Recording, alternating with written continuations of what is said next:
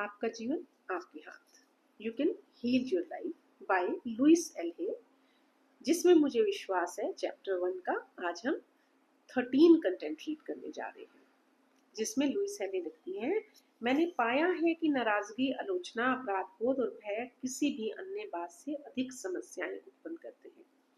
यहाँ वो समझा रही है कि अगर एक इंसान के अंदर नाराजगी रहती है, या वो हमेशा दूसरों की आलोचना करता है, या वो किसी गलती की वजह से अपराध बोध में है, और जो अपराध बोध में है उसे भय भी बना रहता है। भय किस बात का? क्योंकि वो अपने अपराध को मानने को तैयार नहीं, छोड़ने को तैयार नहीं, तो उसके अंदर एक भय क्रिएट हो जाता है कि ये किसी को पता ना लग जाए, ऐसा ना हो जाए, वैसा ना हो जाए।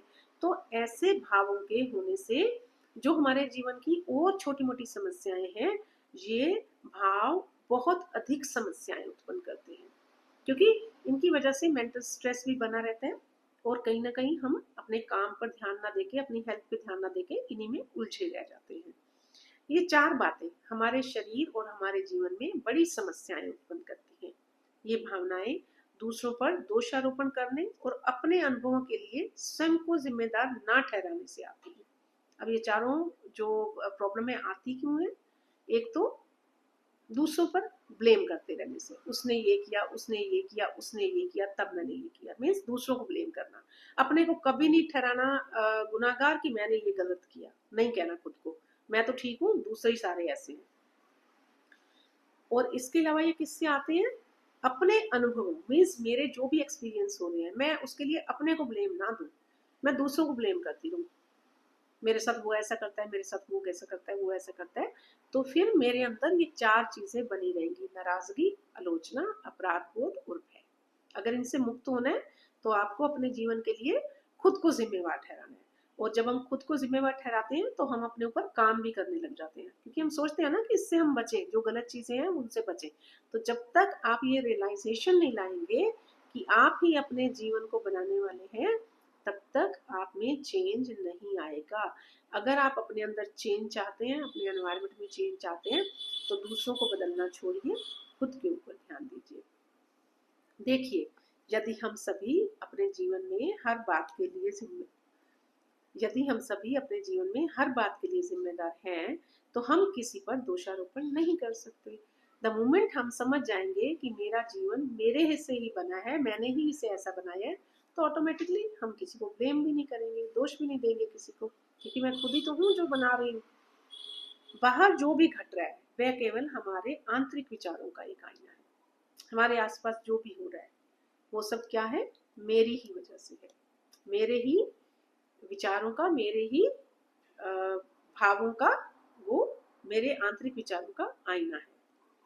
मैं दूसरे लोगों के बुरे व्यवहार को नजरअंदाज कर रही हूँ, लेकिन हमारे विश्वासी लोगों को हमसे किसी प्रकार का व्यवहार करने के लिए आमंत्रित कर रहे हैं, है ना? ऐसा होता है ना कि मैं दूसरे दूसरे जो मुझसे कर रहे हैं उसके लिए मैं उन्हीं को ब्लेम कर रही हूँ, तो इट मीन्स मैं अपने व्यवहार को अनदेखा कर रही हूँ। कहीं ना कहीं मैंने जो किया है ये उसी का रिजल्ट है। यदि आप खुद को यह कहता पाए, हर कोई हमेशा मेरे साथ ऐसा करता है, मेरी आलोचना करता है, कभी मेरी मदद नहीं करता, मुझे पायदान की तरह इस्तेमाल करता है, मेरे साथ दुर्व्यवहार करता है, तो ये आपकी प्रवृत्ति है। यहाँ लुइस एल हे बता रही है कि अगर आपके एनवायरनमेंट में ऐसा हो रहा है कि कोई भी आपका साथ नहीं दे रहा, सभी आपकी बुराई कर रहे हैं, आपको यूज करके छोड़ रहे हैं, तो इट मीन्स कहीं ना कहीं आप ही में कमी है। क्योंकि ऐसा तो हो ही नहीं सकता, कोई एक आधा इंसान तो चलो हो जाता है एनवायरनमेंट में जो हमसे जेलस कर सकता है, बुरा बोल सकता है, लेकिन अगर सारे ही आपके साथ ऐसा कर रहे हैं तो फिर तो आपको अपने अंदर झांकने की जरूरत है, कुछ तो गड़बड़ आप ही के अंदर है। आपके अंदर ऐसे विचार हैं जो ऐसा व्यवहार प्रदर्शित करने वाले लोगों को आकर्षित करते हैं।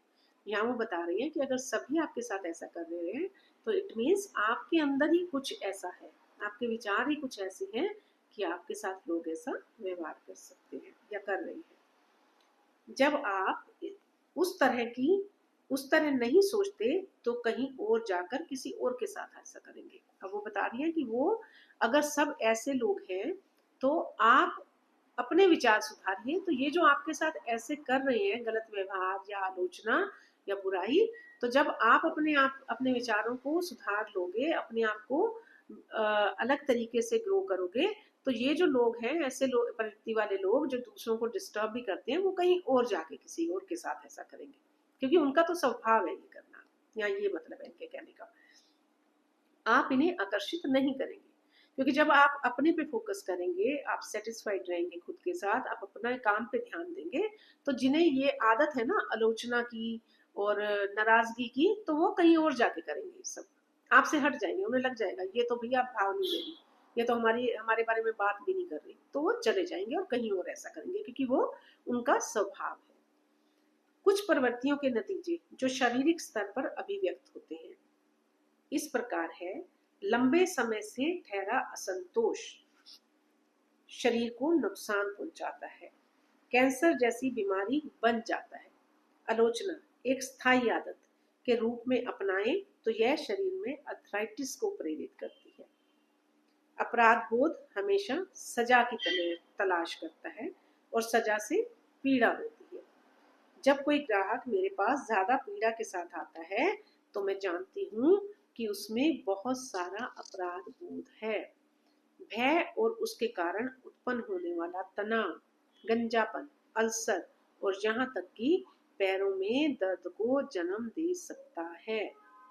यहाँ उन्होंने बताया है कि कैसे कैसे आपके विचारों के नतीजे जो है वो बीमारी के रूप में शरीर में बन जाते हैं।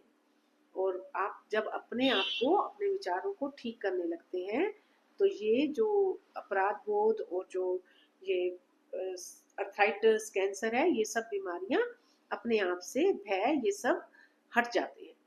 आपकी जो फिजिकल कंडीशन है वो आपकी सोच की वजह से मैटर करती है। मैंने पाया है कि क्षमा करने और असंतोष को बहा देने से कैंसर तक ठीक हो जाता है। शायद मेरी बात बड़ी सरल और अपरिपक्व लगती हो, लेकिन मैंने इसका प्रभाव देखा और अनुभव किया है।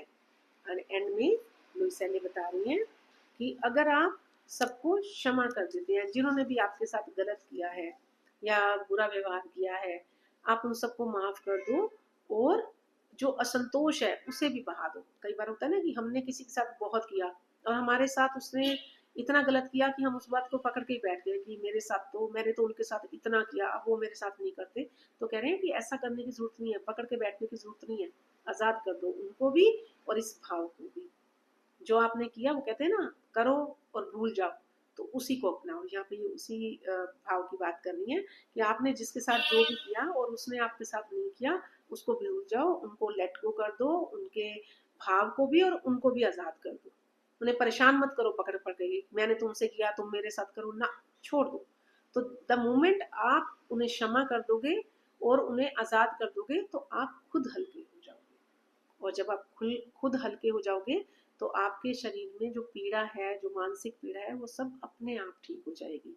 और वो कहती हैं कि ऐसा करने से शरीर में दर्द तो खत्म होते ही है, कैंसर तक ठीक हो जाता है। और वो ये भी कह रही हैं कि ये बात सुनने में आपको अटपटी लग रही होगी, सरल और अपरिपक्व लग रही होगी, लेकिन मैंने ऐसा एक्सपीरियंस किया है, अनुभव किया है। तो हम सब लुइस एल्हे को जो सुन रहे हैं उसको मानना शुरू करें। और हम सबके जीवन में कुछ ना कुछ घटित होता रहता है हर पल। बहुत सारे लोगों के साथ हमारी भी बातें जो होती हैं, कभी कभी हमें हर्ट करती हैं, कभी कभी हमारी बात किसी को हर्ट होती है। तो ऐसे लोगों के लिए मन में कोई भी गलत भाव ना रखें, माफ कर दें उन्हें भी और अपने आप को हल्का कर लें, छोड़ दें। जो हमारे साथ रखना चाहे वो रखे, जो नहीं रखना चाहे उसे आजाद कर दें। इससे वो भी सुखी और हम भी सुखी। जीवन में ना कोई साथ आया है, ना कोई साथ चलेगा, ना साथ जाएगा। अकेले आए हैं, अकेले जाना है। तो खुश रहें अपने आप में, अपने आप पे काम करते रहें, ग्रो करते रहें, पॉजिटिव साइड चलते रहें और आगे बढ़ते रहें। Thank you so much for listening. मिलते हैं कल नेक्स्ट कंटेंट के साथ। थैंक यू, नमस्ते।